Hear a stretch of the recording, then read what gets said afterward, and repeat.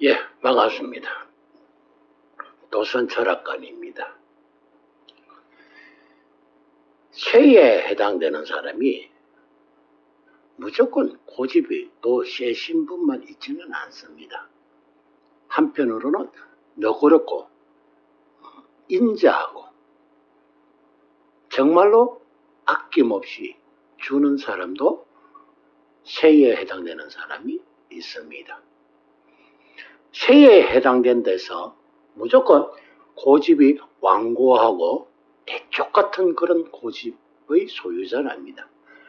독재자도 아닙니다. 때로는 유연성 있고 사람들의 말을 경청할 줄 아는 분도 계세요. 간혹 있습니다.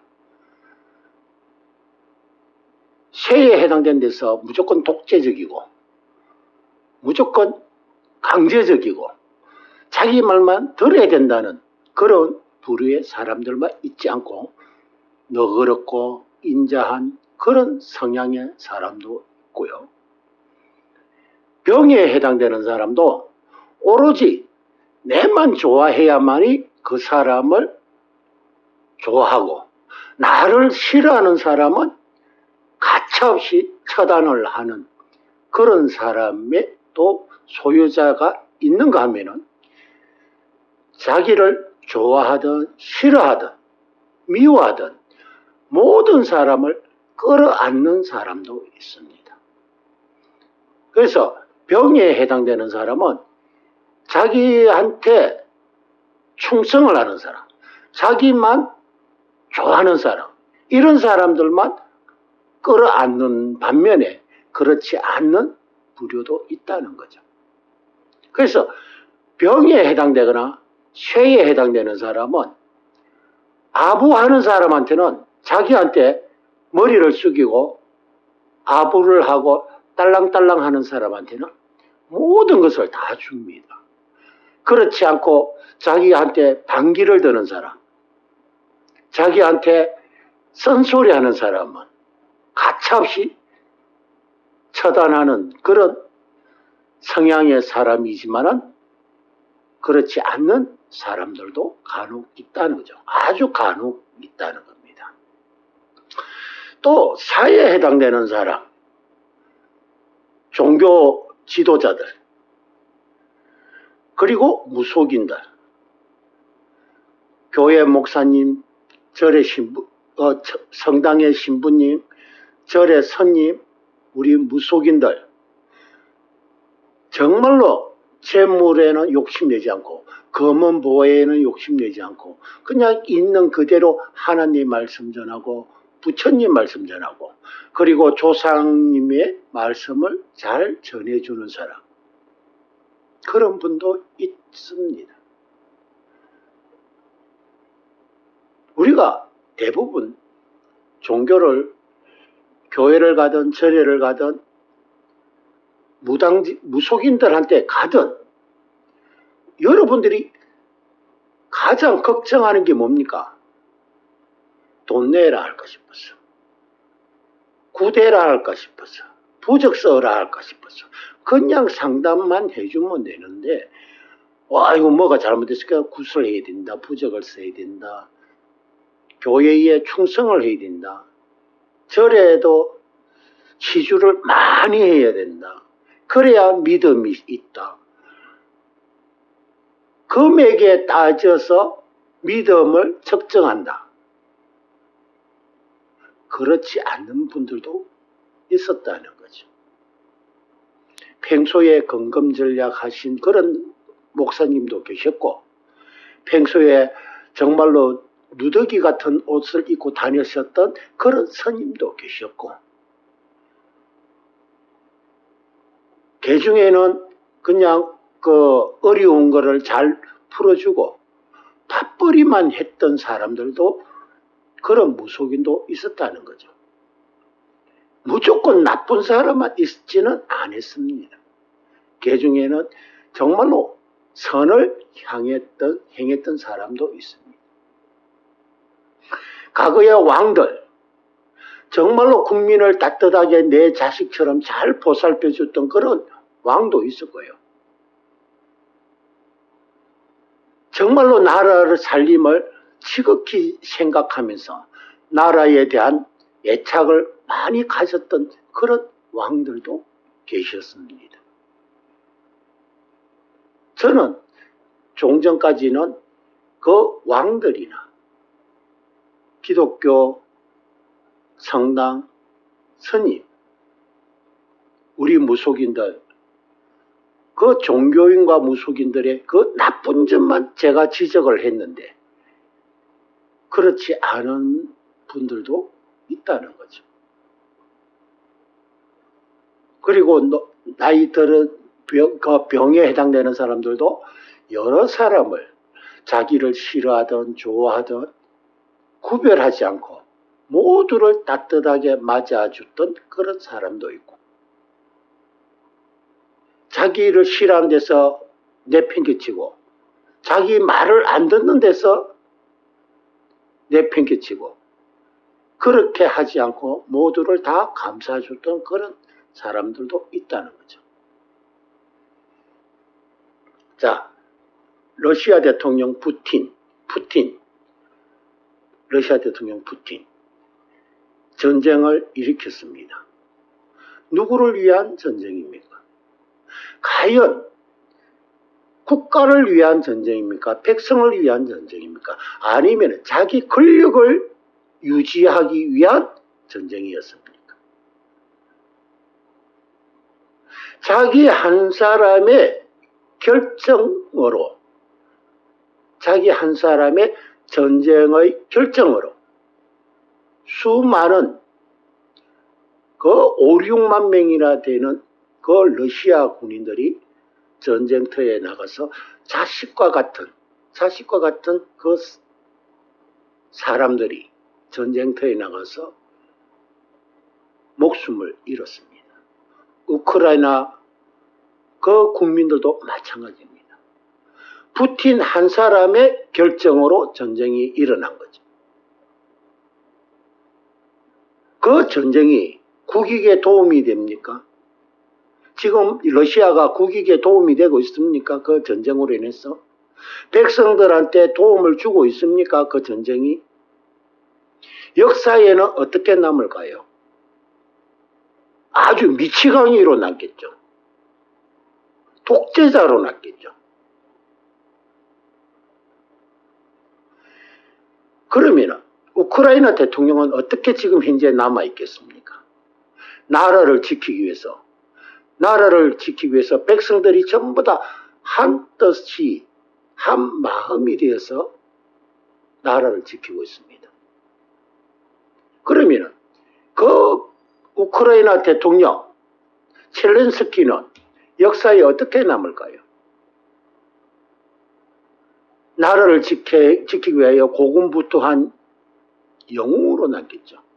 한 사람은 악랄한 침범자, 전쟁 범죄자로 남을 거고, 한 사람은 나라를 끝까지 지킨 영웅으로 남을 겁니다. 그러면 그 전쟁이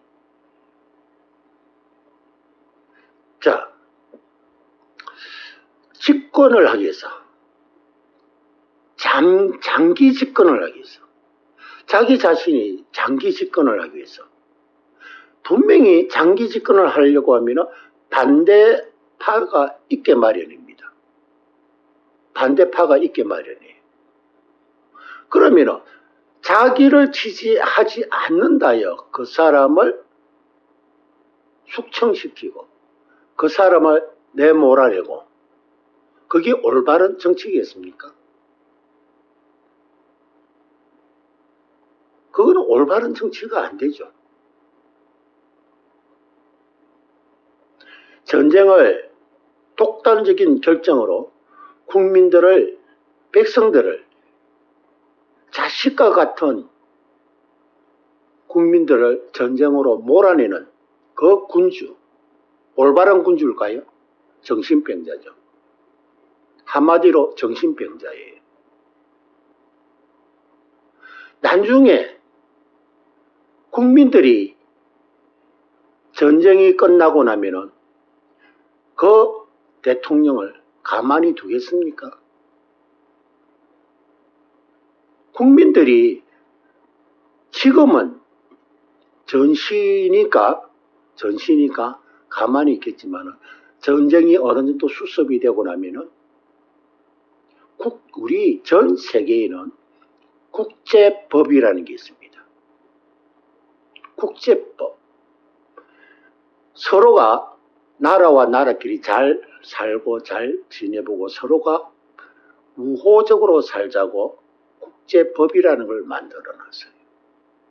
그러면 그 국제법은 뭐 하는 곳이에요? 국제사법기관은 뭐 하는 곳입니까? 국가와 국가 간에 위반 사항이 있으면 그것을 중재해주는, 그리고 누가 잘못했다는 것을 판결을 내주는 그런 기관입니다. 중국이 우리나라의 중국 국민들이, 중국 어민들이 우리 서해에 불법 조업을 하러 들어왔습니다. 중국의 어민들이 불법 조업하러 우리 한국에 들어왔어요. 왜? 우리 한국이 나름대로 어장이 중국보다는 좋거든요.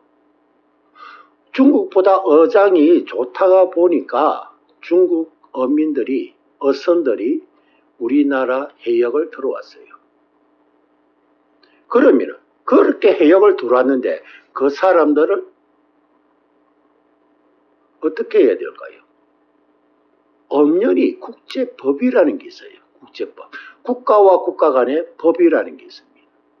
그러면은 그런 사람을 일단은 우리나라로 들어왔으니까, 그럼 우리나라에서는 그 사람들을 체포를 해서 잘 거기에 법대로, 국제법 법망에 맞추어서 그 처벌하면 되는 거예요.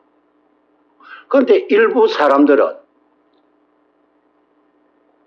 거기에다가 폭격을 해야 된다. 거기다가 미사일을 쏴야 된다. 거기다가 포를 쏴야 된다.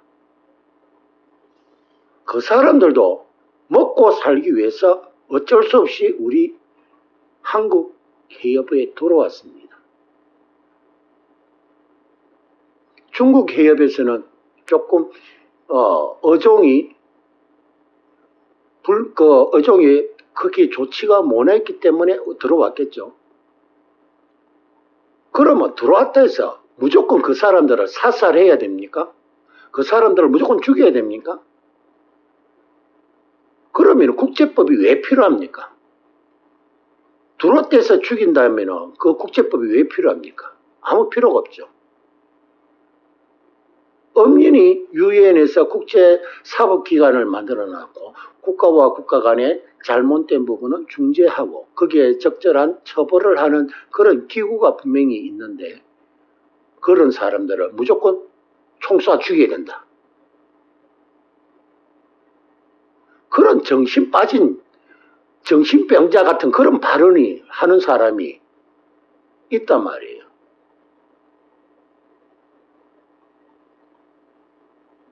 우리가 인류가 지속되면서 누가 어떤 시인께서, 부처님께서 아니면 하나님께서 우리 조상님들께서 사람을 죽여도 좋다는 권한을 준 신이 이 하늘나라에 어떤 신이 인간들에게 사람을 죽여도 좋다는 권한을 줬는가요? 하나님이 사람 죽여도 좋다는 권한을 줬나요?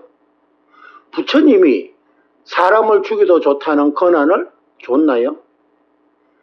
우리 조상님께서 사람을 죽여도 좋다는 권한을 줬나요? 나라는 지켜야죠. 나라는 지켜야 됩니다. 역대 우리 국가를 볼 때 우리 국가에서 역대 우리나라의 고구려 그리고 옛 조선도 그랬고 고구려 때도 그랬고 그 앞에 부여 때도 그랬고 신라, 백제 그리고 고려 마지막 조선 그리고 대한민국까지 우리 국가에서는 우리나라에서는 왜 다른 나라에 침범한 적이 없습니다.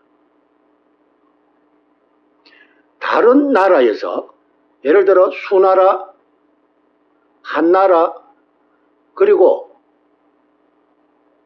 당나라, 명나라 그리고 청나라 이런 나라들이 그리고 일본까지 외국까지 그런 나라들이 우리나라에 침범을 했지 우리나라가 그 나라에 침범한 적은 없었습니다. 세종대왕 때 대마도를 우리가 공략을 했습니다. 대마도는 우리 옛 조선의 땅입니다.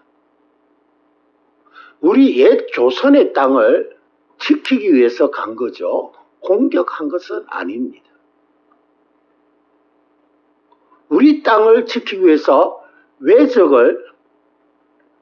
적군을 막았습니다. 우리는. 그거는 나라를 지키기 위해서 적극적으로 우리 백성들이 맞서 싸웠습니다. 그거는 누가 전쟁터에 나가려서 나간 것도 아니고 자발적으로 어용군들이 자발적으로 나라를 지키기 위해서 나섰던 거예요. 그런데 전쟁을 일으킨 사람은 자발적으로 나갔습니까? 전쟁하러?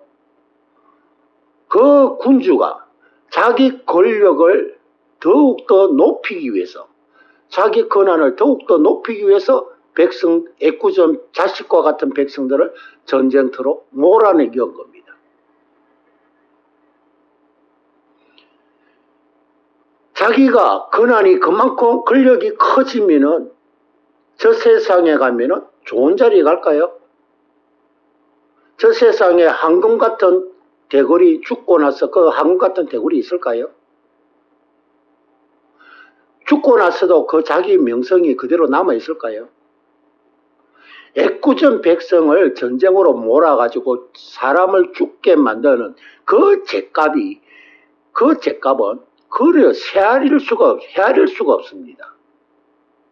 천벌을 받아도 하늘의 벌을 꼭 받게 됩니다.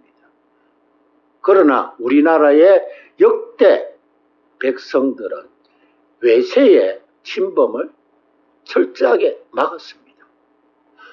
과거에 얼지문덕 장군,